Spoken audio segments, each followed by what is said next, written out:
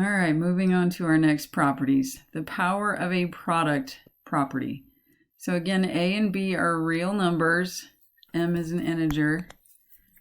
To find a power of a product. So here's what we mean by a power of a product. We have a product A times B raised to a power. So a product raised to a power, power of a product. That can be found by raising each factor to that power. So an example, 3 times 2 to the 5th is 3 to the 5th times 2 to the 5th. Another example would be something like 4 to the x power. If I raise that to the third power, I would do 4 to the third times x to the third. That would be 64, and then x to the third.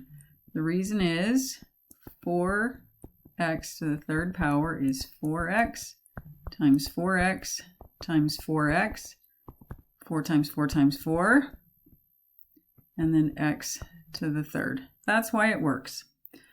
Okay, let's talk about the power of a quotient property.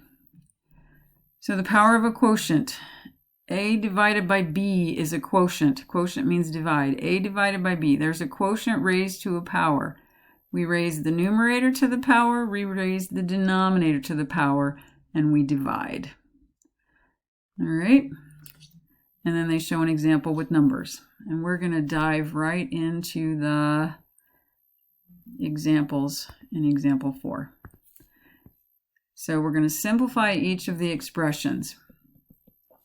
So part A, we're going to do negative 1.5 times y, that whole thing to the second power. Notice that parentheses.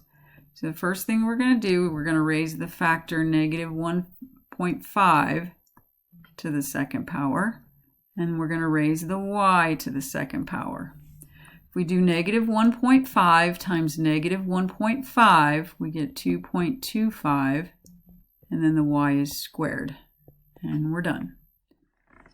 Part B, there's the quotient to a power. So we're going to raise the numerator to the third power. We're going to raise the denominator to the third power. That becomes a to the third over negative 1,000. Negative 10 times negative 10 times negative 10. We'll pull the negative out in front of the fraction. It's kind of sloppy to leave a negative in the denominator. And we're done. Part C, we've got a quotient to a power, but we've also got a little bit more going on. So the first thing we're going to do, we're going to raise the numerator to the fourth power. We're going to raise the denominator to the fourth power.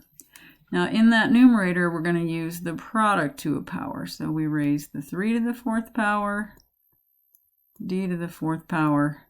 I'm going to make that 2 to the fourth power into a 16. 2 times 2 is 4, times another 2 is 8, times another 2 is 16. And then we're going to do 3 to the fourth power, which is 3 times 3 times 3 times 3. How many? 4 of them, right? That's 81. And we're done. Last part, part D. We're going to look at a quotient raised to a power. Now, I like what they did right here. An easy way to do a fraction to a negative power is use the negative on the exponent. Use the negative on the exponent to take the reciprocal and then raise that to the fifth power.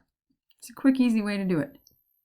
So we have 3 to the fifth over 2x to the fifth, because we raise the numerator to the power and the denominator to the power. 3 to the fifth power turns into a 243, and then we do 2 to the fifth and x to the fifth, and then finish it off by doing 2 to the fifth power.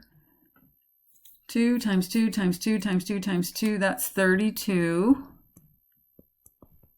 and then x to the fifth, and we are done.